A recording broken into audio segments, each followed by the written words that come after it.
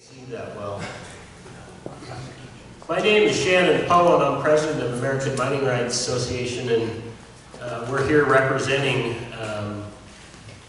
a significant portion of the small miners' interests in public land users in not just California, but in the United States. And just a little bit about me personally, I started dredging in 1973, and we'll come back to that for the California Water Board folks here about, I know Craig mentioned, reaching out to the groups that are miners and the professional miners and suction dredgers. So we'll come back to that, but I wanted to let everybody know that I'm old and I started dredging a long time ago.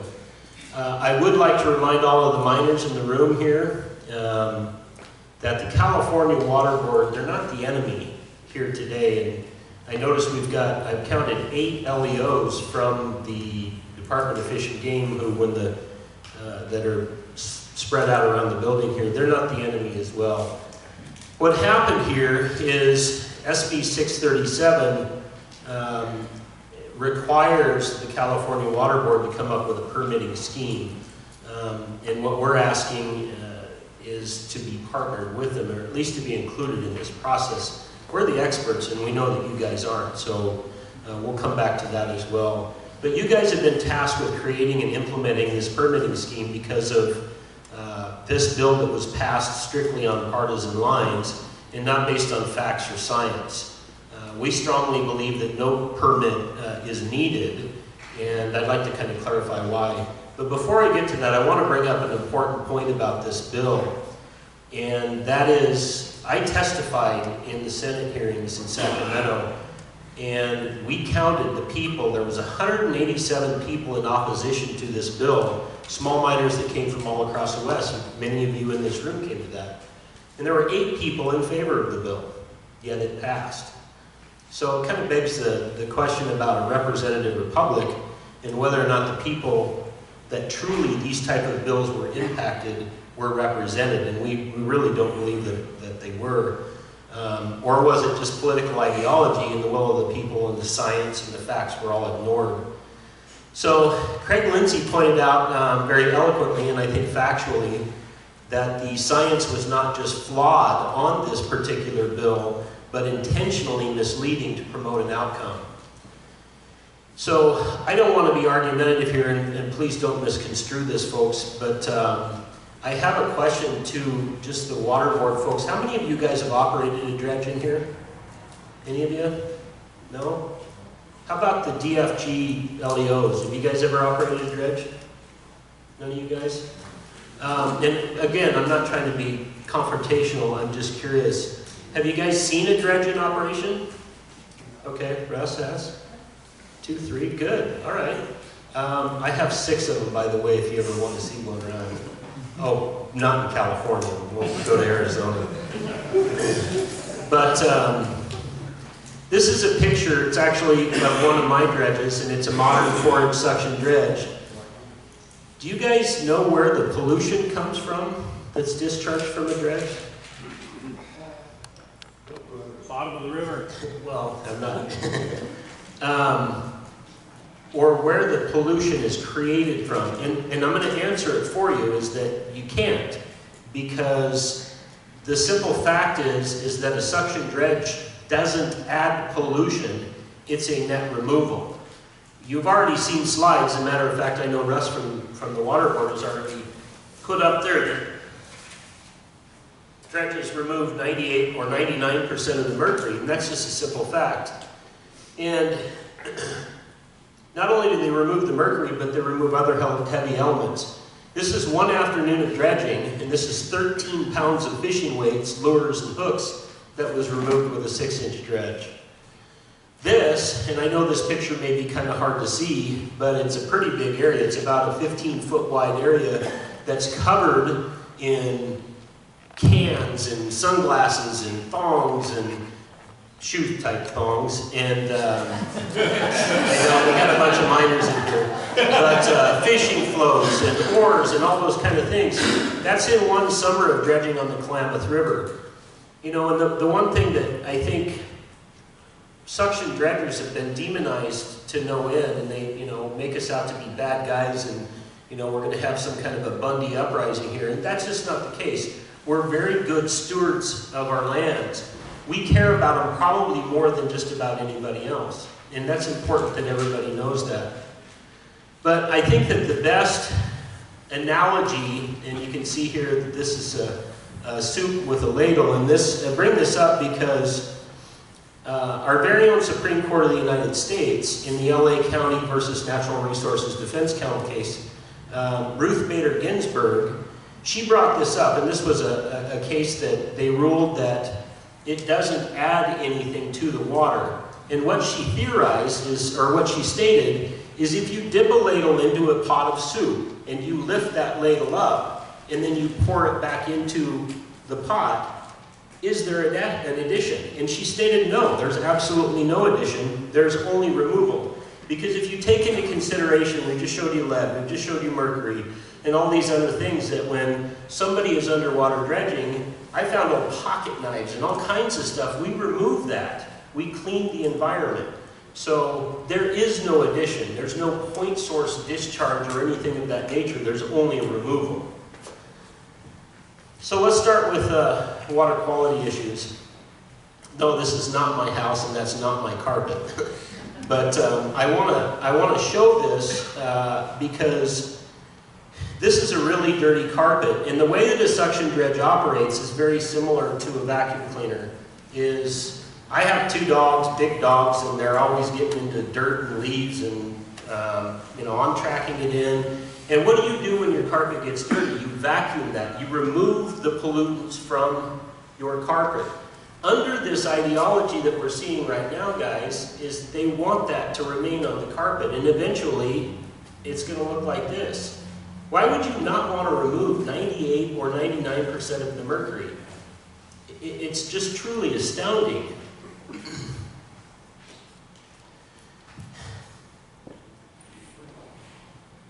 I want to show you this picture here. This is of Miss Martin.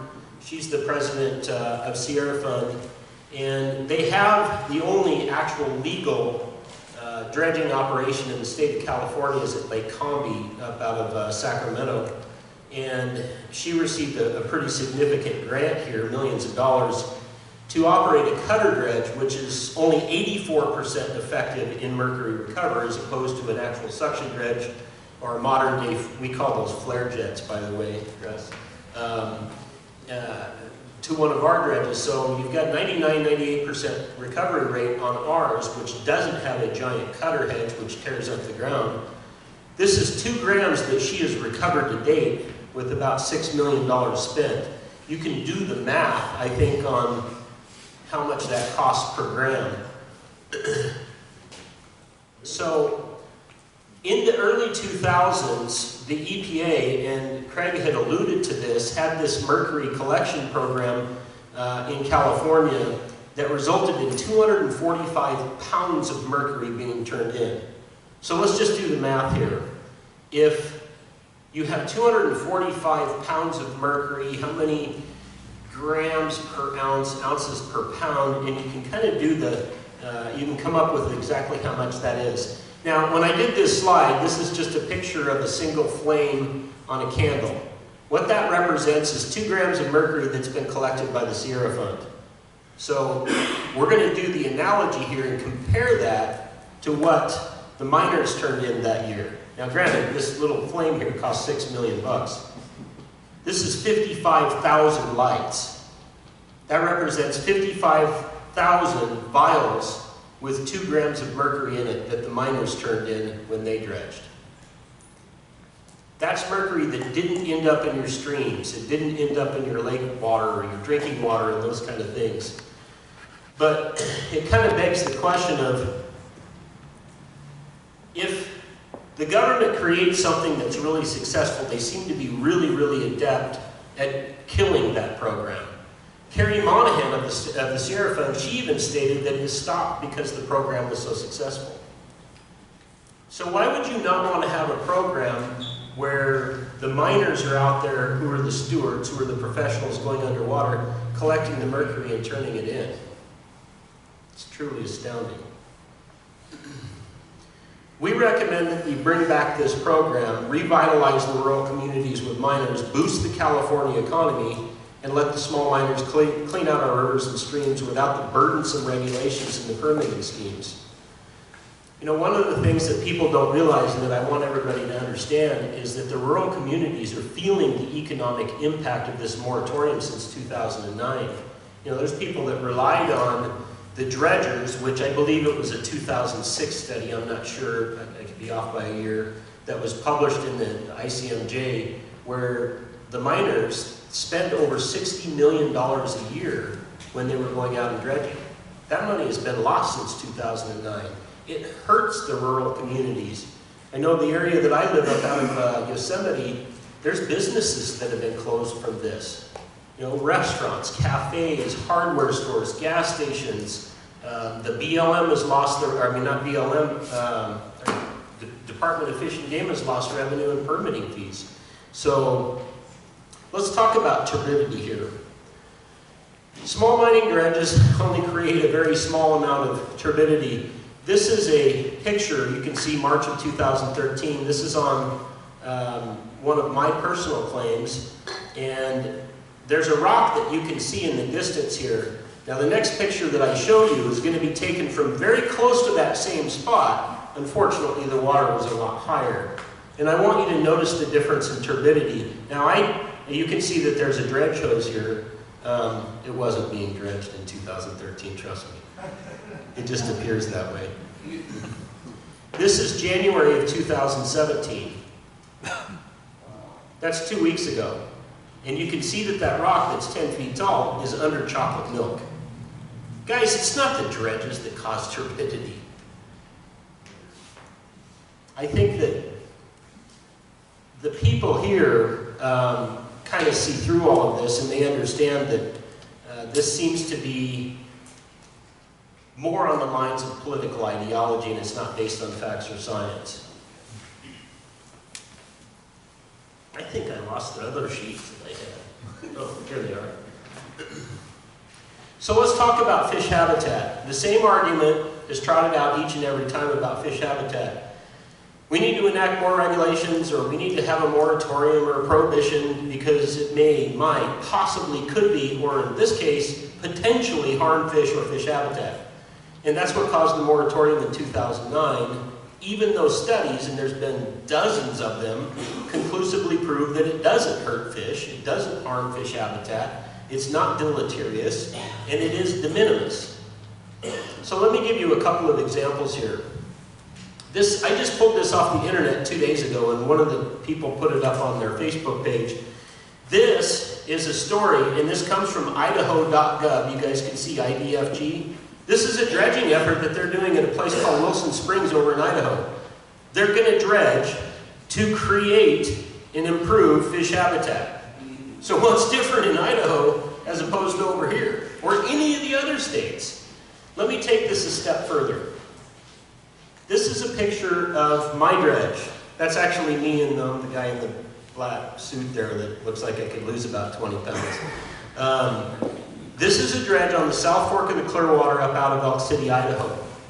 And we got pretty good goal. We dredged there, and I ended up making an area in the center. We were chasing a pay streak that was about 50 feet wide and probably 25, 30 feet long. The geologist up there with the Forest Service is really anti-suction dredging. He's done all kinds of things to oppose that. He took a picture of this in the same spot, just like this, and he took it to the sheriff of Idaho County and showed Doug Giddings this picture and said, see, this is what I'm talking about. This is, you know, irreparable damage to fish habitat. Whatever the conversation was is really irrelevant. But he told him and showed him this picture that it's irreparable harm. The very next year, the Forest Service came out with new regulations restricting the number of dredges on this river down to 15 without any scientific fact at all, similar to what we're facing here. And they required that you fill out a permit and then go through the Department of Fish and Game in Idaho to get, you know, have it inspected and things like that. So here's the rub. Take a look at this picture that the geologist showed the sheriff and said, you can't, you know, this is irreparable harm. DFG went there with the miner and walked through this and said, oh, God, you can't dredge down there. That is absolutely perfect fish habitat. See, it's a nice deep hole. It creates refugia. It creates all this, you know, cover for raptors and everything else. And we actually have that documented. It kind of brings to mind one word in my head, and that's called hypocrisy. So let me just say this about what we call it the perpetual cycle. Politicians pass laws which may or may not be unconstitutional all the time. In this case, in my opinion, it's unconstitutional. So what do the people have to do that are not being represented here? Is, well, in the case of small miners, we've got to fundraise, we've got to come to meetings like this, we have to battle all these regulatory burdens and watch our communities and everything else get devastated. And then we have to sue the government to prove that we have had our rights taken away, or, you know, in this case, our ability to make our living. Typically, it takes years to resolve it. The moratorium started in 2009. Back then, I was making a lot of money suction dredging. I quit my job and got done wearing ties, and you guys made me wear another one. I just want to cover a couple of things here. Title 30, Section 51, the federal mining laws did not grant the states water rights. SB 637, in my opinion, did not recognize our federal rights. 23, CCR Section 664. This defines what beneficial uses are. Mining is clearly listed, clearly, and prominently as a beneficial use. Water is regulated when it's stored or taken. The use of a dredge or a high banker doesn't store nor take the water. So, in closing, you guys here are tasked with creating a permitting scheme as a result of one side of the political spectrum listening to environmentalists and their wishes. We don't blame you for this. It was not based on facts, but falsified and omitted data to obtain a specific outcome. Simply and very clearly, suction dredges clean the rivers, the lakes, and the streams. They create fish habitat, they provide jobs, and they provide a substantial amount of revenue for the state and rural communities. They send kids to college, and it puts food on tables. Real miners are being arrested, and their equipment, and there's people in this room that have been arrested. And their equipment has been confiscated for suction dredging, while those who started the bill and are politically aligned with the politicians who passed the bill are rewarded with millions of dollars to dredge with an ineffectual dredge. Suction dredging is not Parker Schnabel running a D10 in the Yukon. It's typically a small lawnmower-sized engine that lifts gravel from there and puts it right back there. But it puts it right back there cleaner than it was when it left there. It's a miner trying to make a living. It's a miner who is environmentally responsible. It's a miner who has real property mining claim that we pay taxes on, who is being denied the ability to feed his family due to ideology. We ask that you guys consider the truth, the facts, and listen to the people whom this deeply impacts. We do not believe the former system was broken, nor does it need to be altered. But if you must, create a simple permitting process, one that is inexpensive and can be rapidly processed. And we ask that you include us in your decision-making, your research, and your discussions. In other words, hear us. Dredging removes mercury, 99% of it. It creates fish habitat and is not harmful to the environment. People's livelihoods are depending on you to see through the fog of deception, lies, and search for the truth for yourselves, as we have abundantly provided to you today.